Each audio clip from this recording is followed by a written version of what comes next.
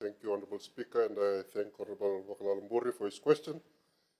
Honourable Speaker said the Bright Journey is a government-funded initiative of the People's Republic of China, supported specifically by the government of Guangdong Province.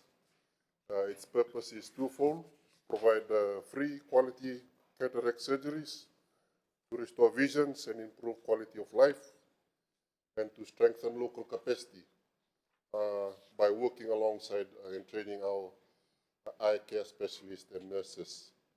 And the medical team typically comprises of 3 ophthalmologists and 3 nurses from the Zhongshan Ophthalmic Center of Sun Yat-sen University, one of China's leading eye care institutions. And Fiji is very grateful in some of the visits that they have brought. That they're very dedicated and hardworking staff, especially one of the professors who I'm told is one of the best in China. And Mr. Speaker, sir, there have been 6 missions so far: 2015, 2017, 2018, 2023, and 2024. And they've done extensive amount of work. For this year in November, 303 cataract surgeries, and of which 111 surgeries were carried out a month from 5th to 7th of November.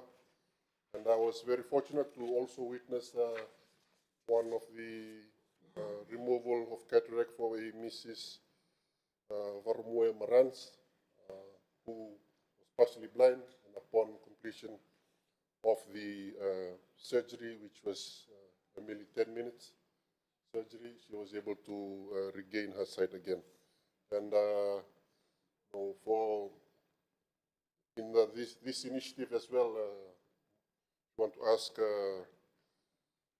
how well it was done. I believe Honorable Premil Kumar and Honorable Chonu Samate both had eye surgeries during that time as well. So again, we're grateful to the government of China and their continued assistance in this manner.